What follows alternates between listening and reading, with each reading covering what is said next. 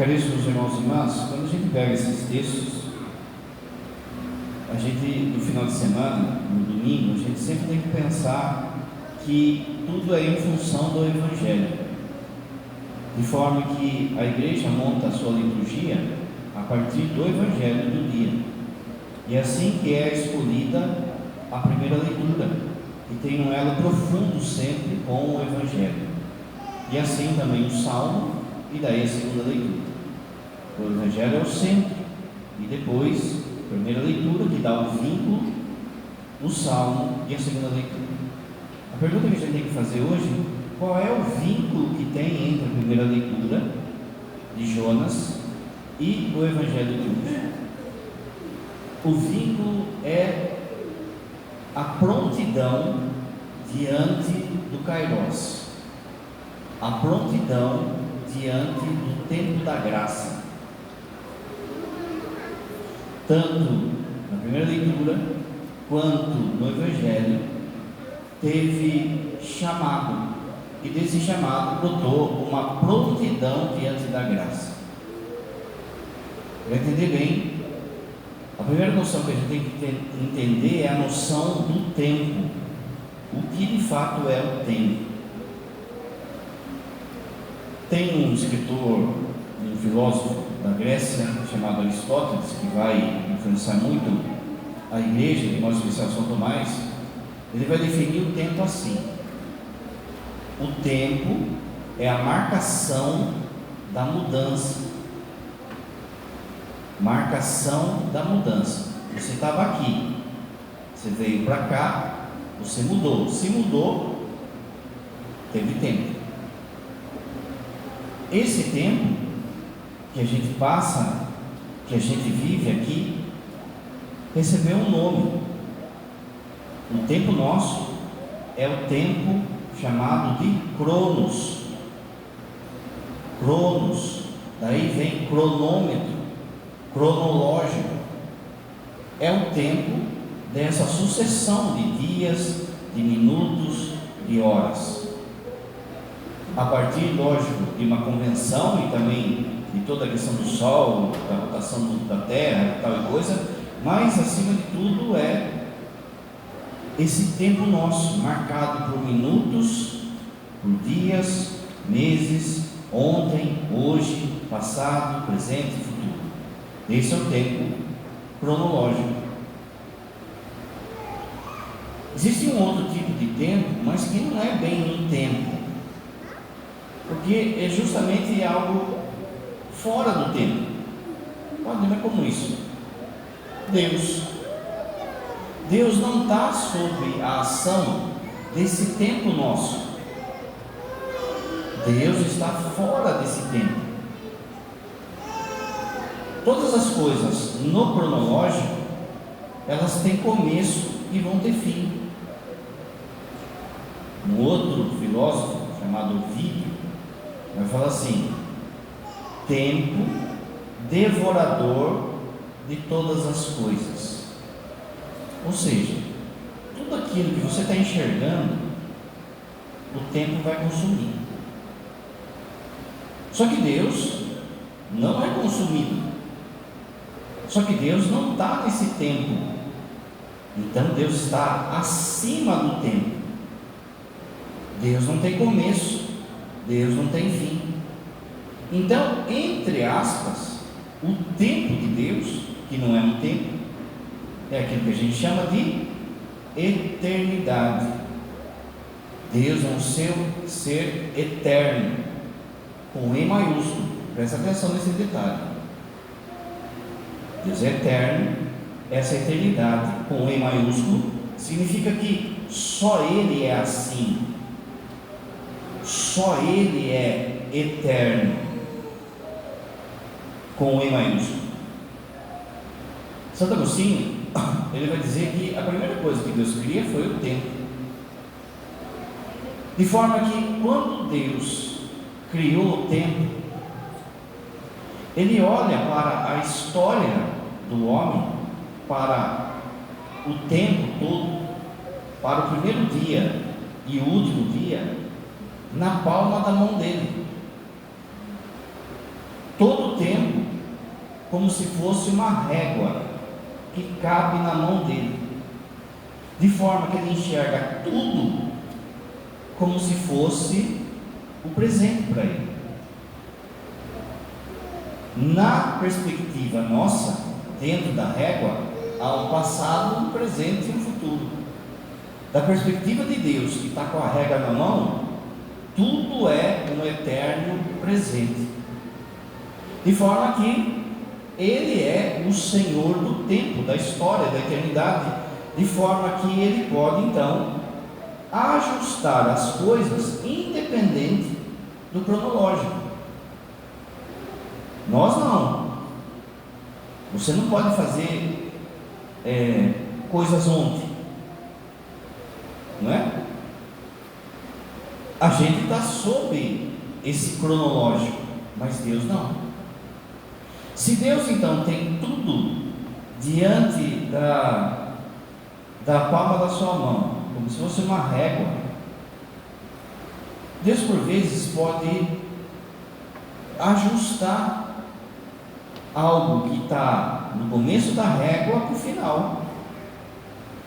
Deus pode ajustar algo que está no final da régua para o começo, não é? Porque para Ele tudo é presente. De forma que isso é fundamental para que você entenda, por exemplo, o que é a missa. A missa é um estar presente na paixão, morte e ressurreição de Jesus, não outra, não um símbolo, não um teatro, mas a mesma morte e ressurreição de Jesus. Quando o padre então levanta a hóstia, levanta o cálice, quando termina de celebrar, quando termina de falar as palavras da consagração do cálice, o padre fala assim: fazer isso em minha memória. Mas aqui é um termo designado pelo povo judeu, chamado zikaron, que quer dizer memorial, estar presente na coisa. Não é simplesmente lembrar, mas é estar presente. Você se vê naquilo que está acontecendo. Então, para simplificar, na hora que o padre levanta o cálice, levanta a hóstia e o cálice, você é levado para a Sexta-feira Santa, para domingo da Páscoa. A mesma coisa. O evento é um só, mas você viaja no tempo, vamos colocar assim. Você é transportado na história para o momento da paixão, morte e ressurreição de Cristo. Por isso que a missa é sacrifício. Por isso, quando você vem na missa, você vem para participar desse mistério. E é por isso que nenhuma oração em casa se iguala ao que é a missa. Porque a missa é o próprio sacrifício de Cristo que você participa. Quando termina a consagração, você responde isso. Talvez você não se atentou, mas você responde isso pela fé. Anunciamos, Senhor, a vossa morte e proclamamos a vossa ressurreição. O que você está falando aí? Você está falando que você acredita que você está diante da paixão, morte e ressurreição de Jesus. Porque para Deus não tem tempo. Para você entender isso, você vai entendendo isso também, por exemplo, você entende isso quando você estuda e entende o que é o dogma da Imaculada Conceição. Como para Deus a régua, Ele olha por inteiro, no momento que ela ia ser concebida, Deus já sabe, já tem os méritos de Jesus na cruz, que na perspectiva nossa, ainda ia ser feito. Mas Deus é Senhor do tempo. Então Ele pega do sangue de Cristo e leva o passado. para que ela não caia no pecado original. Padre, mas se você não acredita nisso, você não acredita no seu batismo, porque o seu batismo é isso. Só que em vez de ser por passado, o sangue de Jesus na sua vida foi no futuro. Quando uma criança é batizada, hoje, 2024, na hora que o padre diz: eu te batizo em nome do Pai, do Filho e do Espírito Santo, Deus, o Espírito Santo, carrega o sangue de Jesus para aquele momento. Tudo em função da paixão, morte e ressurreição dele. Quando você vem para confessar, o padre levanta a mão e diz: eu te absolvo em nome do Pai, do Filho e do Espírito Santo. A mão do padre está sendo usada por Deus como um instrumento para pegar o sangue de Jesus naquele momento da cruz e jogar na sua alma ali. Muito bem, então.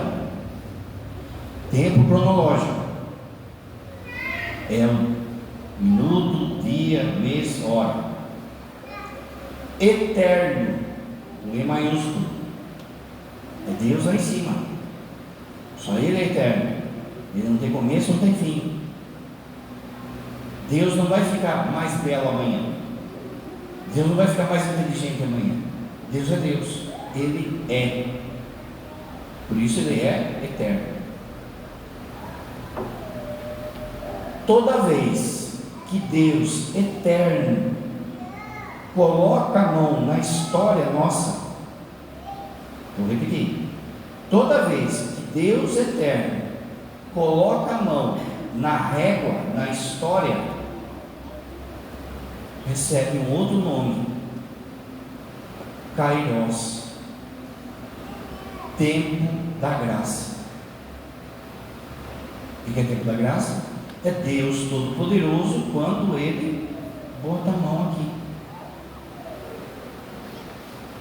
Antes de aprofundar isso, e isso é o tema hoje, para que você saiba, existe mais um tipo de tempo, que é um tempo intermediário entre Deus eterno e o nosso tempo. Esse tempo intermediário, São Tomás, a escolástica, a teologia, a boa teologia, chama isso de evo, ou eternidade com E minúsculo. Lembra? A eternidade de Deus é com E maiúsculo. Só Ele é eterno. O que significa eternidade com E minúsculo? Significa que a gente não é igual a Deus. Deus não tem começo e não tem fim. A gente teve começo, mas não vamos ter fim. Percebe?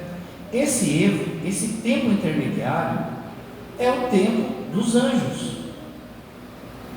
Os anjos não são eternos como Deus, porque os anjos um dia começaram. Um dia os anjos não existiam. Quem é que sempre existiu? Só Deus. Então só Deus é o eterno. Percebe? Os anjos, eles receberam a eternidade. Começaram e agora não vão ter fim mais. Mas não só os anjos. Quem está no céu, quem está no inferno, quem está no purgatório, também está nesse tempo intermediário. Teve começo, não vai ter fim. Como que a gente sabe disso? Tempo é a marcação da mudança, lembra? Se tem mudança, teve tempo. Uma pessoa chegou no purgatório hoje, agora nosso, vamos colocar. Ele está sujão. Ele vai mudar. Ele vai se purificar, vai se purificar, vai se purificar, até que chega uma hora que ele se purifica de vez, não é? Então ele sai dali diferente do que ele entrou. Ele mudou. Se ele mudou, teve tempo. Mas não é um tempo igual ao nosso, dia, mês, minuto. Mas também não é o tempo de Deus, a eternidade. Percebe então? É um tempo diferente. Padre, como é? Não sei, nunca fui lá. Por isso que não se mede com minuto, dia, quem está no purgatório, por exemplo. Mas quem está no céu também é assim. Quem está no céu, olha que coisa isso, passa por uma constante mudança de felicidade. Uma constante mudança de felicidade. Ou seja, a cada instante ela vive a felicidade de modo infinito e eterno, que é Deus. A cada instante de quem está no céu é, entre aspas, uma novidade eterna de felicidade, que não se compara com um minuto, mas também não é a eternidade de Deus, como o Padre falou. E quem está no inferno também, só que é o contrário. A cada instante é um sofrimento eterno da ausência de Deus. Tá bom? Isso hoje é só para você saber. Eterno, com E maiúsculo, só Deus.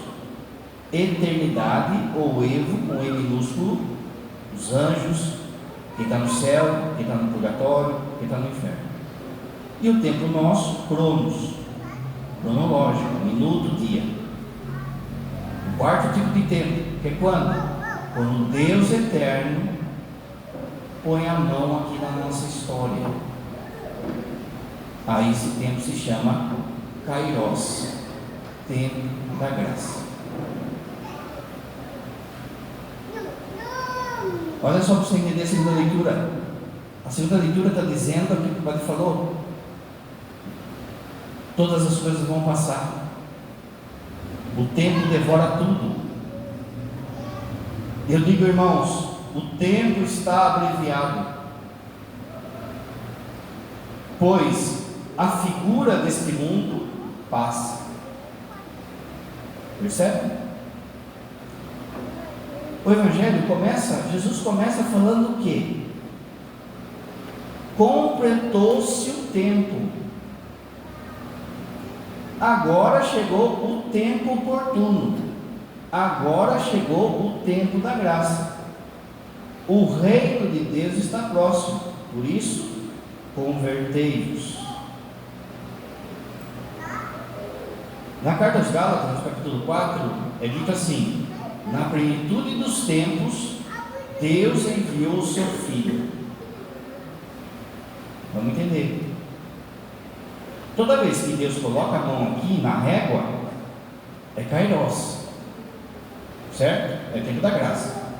Mas só que chegou um momento em que Ele não pôs a mão, Ele veio aqui, Ele entrou na régua, Ele quis se fazer semelhante a nós, Ele quis viver sobre minuto, dia, hora.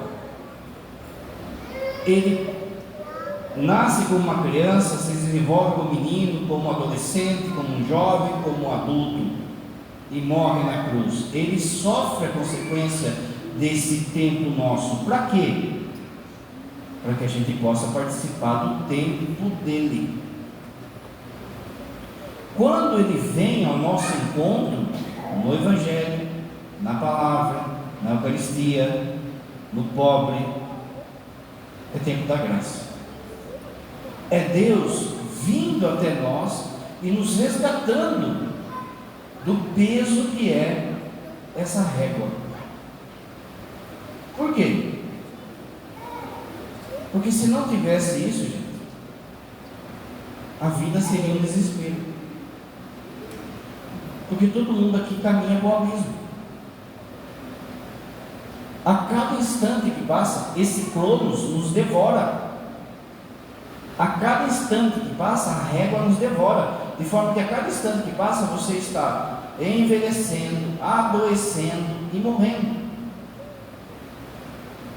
E se só tivesse a régua, era morreu e acabou. Mas não tem só a régua. Alguém que fez a régua entrou dentro da régua, entrou no cronológico para pegar você.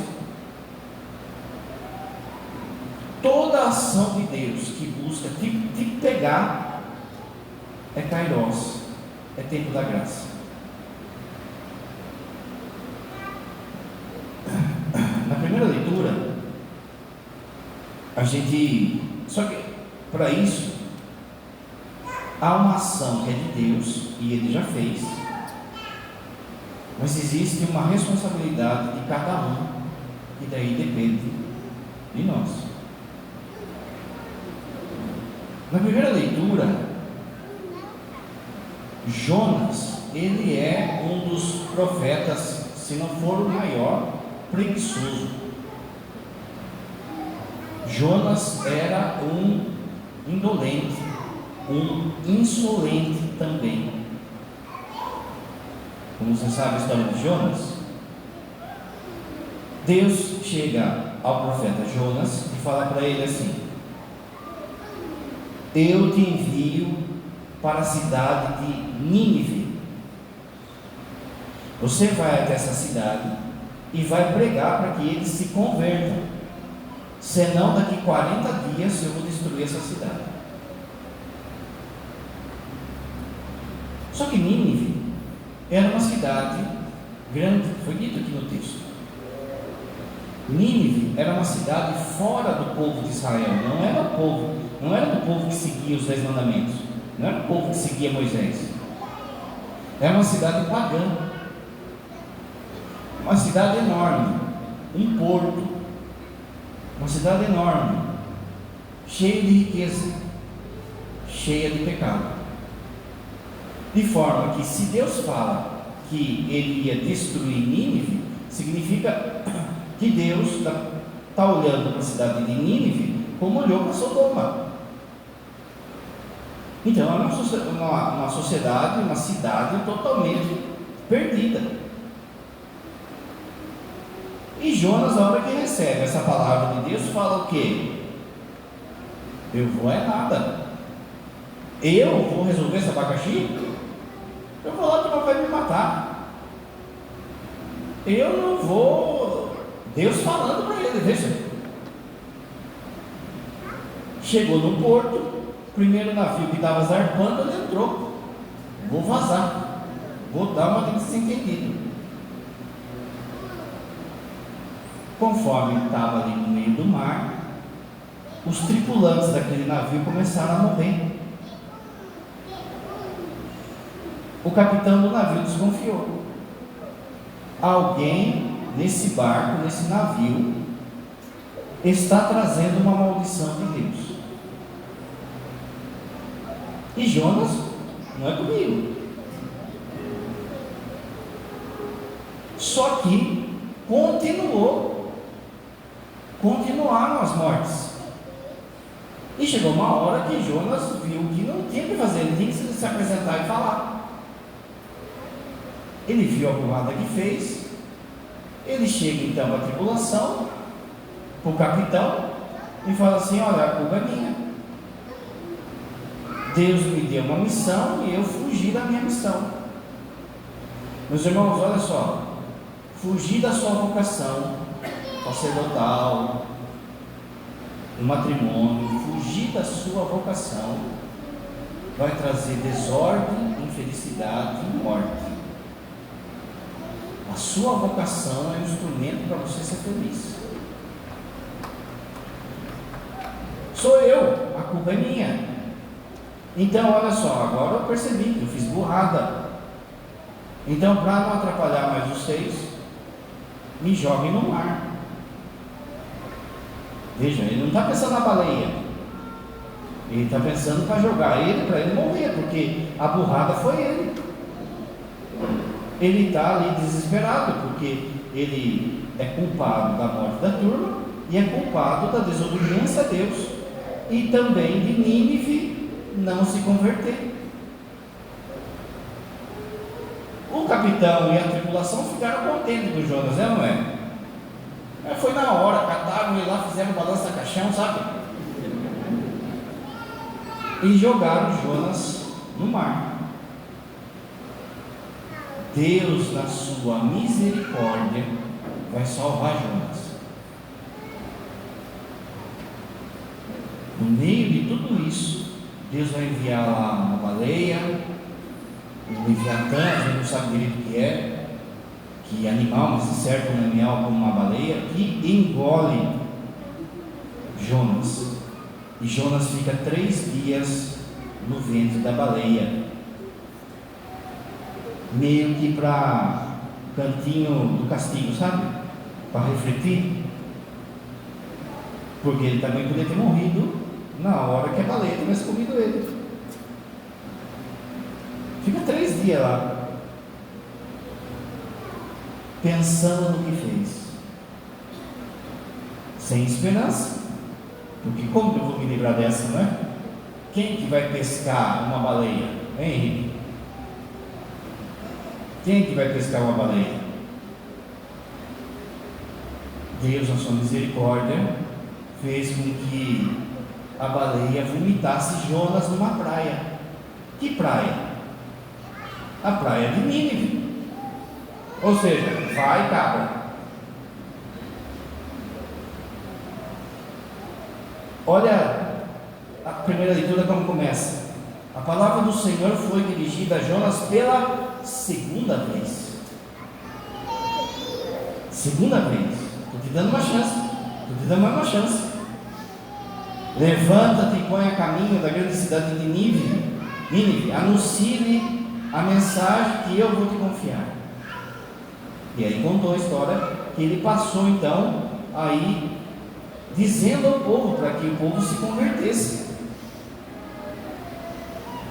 Jonas fez o que fez, passou no meio da cidade, foi pregando, foi falando, olha, tem que converter, tem que entrar na lei de Deus, tem que não sei o que, blá, blá, blá, blá. Quando terminou de atravessar a cidade, Jonas subiu na montanha, armou uma cadeira de praia, pediu iFood, cruzou as pernas no pôr do sol e só ficou esperando cair fogo do céu e destruir Nínive. Olha o coração de Jonas. Ele subiu lá para ver a coisa pegar. Só que nesse tempo que ele estava subindo a montanha, o povo se converteu, o rei se converteu, os poderosos ali se converteram, o povo se converteu, e eles entraram então a fazer jejum, começaram a vestir roupa de saco e jogar cinza na cabeça, que é um sinal da penitência no Antigo Testamento. E é por isso também que você recebe cinza na quarta-feira. O povo se converteu. Como que terminou o texto? Deus falando assim: está revogada a sentença. Quem quiser depois em casa leia a continuação da história de Jonas, vai ver que Jonas ficou bravinho com Deus. Eu falei que ele é insolente. Como assim? Passei por tudo isso, fui lá, falei que o Senhor ia acabar com essa cidade. Agora, como que eu fico? Que cara que eu fico? Fica na sua aí, Jonas. Deus vai dar uma calibrada de Jonas ali, que, sabe? Muito bem. Repara só, precisou 2 vezes a graça passar para Jonas perceber. Jonas precisou ser corrigido. Jonas precisou sofrer para perceber a graça. Nínive se converte com um instrumento frágil que é Jonas, não é? Você pega Elias, pega Jeremias, olha os caras. Agora você pega Jonas, uma insolência, uma inconstância. E mesmo assim, porque era a palavra de Deus na boca dele, aquela cidade se converte, aquela cidade percebe a graça passando. No Evangelho aparece alguém que é muito maior que Jonas. É um instrumento perfeito da graça de Deus, porque Ele é a graça encarnada, Ele é o Kairos que se fez homem. Nesse texto do Evangelho, os 4 primeiros discípulos, eles acolhem a graça, mas no decorrer do Evangelho, você sabe, muita gente não vai aceitar. Repare então, no Antigo Testamento o instrumento é fraco, que é Jonas, mas a cidade escutou e se converteu. No Novo Testamento tem um instrumento que é perfeito. Alguns se converteram, outros não. Isso significa o quê? Que tem uma parte que é sua. De forma que, quando a gente escuta esse Evangelho de hoje, é isso que Deus espera de cada um de nós: a prontidão diante do Kairos, a prontidão diante da graça de Deus na sua vida. Parar com essa coisa de depois, amanhã, a hora que der. Você já não tem mais o ontem. Você não tem mais essa manhã. Seu tempo está diminuindo. O meu tempo está diminuindo. Quando que de fato eu vou me converter? Quando que eu vou confessar? Quando que eu vou ter vida de oração? Até quando que vai ficar essa enrolação? Amanhã, depois, hora que der. O Senhor nos avisa que o tempo da graça é agora. Não é nem hoje, é agora. E você não pode deixar para fazer depois aquilo que você tem que fazer agora. Coloca isso como caminho de vida. Se você teve lá o seu tempinho para rezar, não vai ver Zap, não vai ver Facebook, não vai ver televisão, vai rezar o seu terço, depois você vê. Se você tem um tempo para ir na missa, hoje é quarta-feira, se eu quiser dar tempo de ir na missa, vai. É Deus passando, é Deus te cutucando, é o tempo da graça na sua vida. Lá no Senhor dos Anéis, o Gandalf, que é uma figura de São Miguel, ele fala para o Frodo, que é o que carrega o anel: a nós foi dado, a cada um de nós foi dado a graça e a responsabilidade do que fazemos com o nosso tempo. A maior riqueza da sua vida, gente, agora se chama tempo, cronos. É a maior riqueza que você tem. Por isso que você não pode desperdiçar tempo.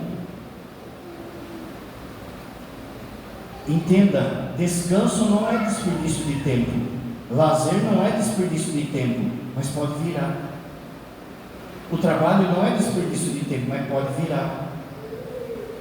Se essas coisas elas passarem o Kairos, se o trabalho, se o lazer, se o descanso for mais importante na sua vida que o Kairos, aí você está desperdiçando o tempo. É como se fosse uma pessoa milionária que passasse aqui na avenida aqui da Cidade Nova e ficasse jogando dinheiro assim, para todo mundo assim, Você fala: meu, esse cara é louco, ele está desperdiçando tempo, desperdiçando dinheiro. Mas a gente faz assim também com o tempo, com a nossa responsabilidade diante do tempo. Olha só como o tempo é a sua maior riqueza hoje. Se você tivesse o poder de chegar para uma alma que está no inferno e perguntar para ela assim: que jeito que eu posso te ajudar? Não pode mais, porque, né? Entrou, não sai mais. Mas vamos supor, se tivesse esse poder e falasse para ele assim: mas que jeito que eu posso te ajudar? Você quer que eu abaixe o fogo um pouco? Está no fogo alto, quer que eu abaixe um pouco? Quer que eu compre uns 10 ventilador? Que jeito que eu posso te ajudar? Essa alma do inferno ia falar assim: me dá 10 segundos da sua vida. Por quê? Porque com 10 segundos, agora ele sabendo que é o inferno, ele ia ajoelhar e falar assim: Jesus, perdão, e estava salvo. 10 segundos da sua vida. Pensa que é 10 segundos, não é uma trocada de cocô aí no seu banco. 10 segundos ajustava a vida dele. E a gente vai desperdiçando tempo, desperdiçando tempo, desperdiçando tempo. O demônio, ele sabe de tudo isso. E o demônio quer encher o seu tempo de inutilidades. O demônio quer encher o seu tempo de passatempo, de coisas que o mundo vai devorar. Padre, então eu tenho que ficar 24 horas rezando? Não. O seu tempo tem que estar em função do Kairos. Se você vai trabalhar, você tem que pensar assim: Deus vai passar hoje no meu trabalho. A hora que ele passar, eu tenho que pegar. Eu tenho que pegar essa graça. Deus vai passar na hora que eu descansar. Deus vai passar na hora que eu estiver assistindo futebol. Deus... Se tudo estiver em função do Kairos, aí sim você está aproveitando o seu tempo. Mas se formos simplesmente aproveitar o tempo, gastar o tempo, curtir a vida, vai ser devorado. Você será devorado pelo seu tempo. Pensa só. Se não tivesse essa esperança de irmos com Ele, a vida ia ser um desespero. O demônio, ele então quer encher o seu tempo de coisa inútil, informação inútil. Quanta gente que é obcecada, por exemplo, por notícia. Mas notícia, gente, é um constante toda hora, sem que ninguém consegue acompanhar. Hoje em dia, uma das causas que esse povo está tudo doido é esse monte de informação que a gente tem na nossa cabeça. Que informação é diferente de raciocínio. Vai bombardeando você de informação de forma que não dá para absorver, não dá para ruminar e não dá para pensar: o que eu faço com isso? Não, eu tenho que ter informação do momento, a informação do momento. O demônio vai enchendo a gente de inutilidades. Eu vou vendo lá story, eu vou vendo mensagens, eu vou vendo isso, aquilo, outro, que não vão mudar nada, gente.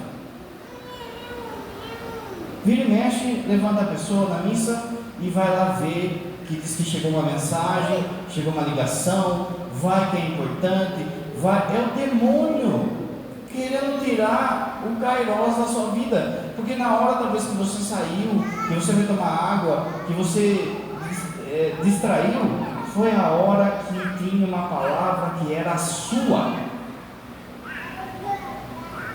que tinha uma palavra que ia te curar, que ia te libertar, que ia acender uma luz, mas daí você saiu para ver uma mensagem, era meme.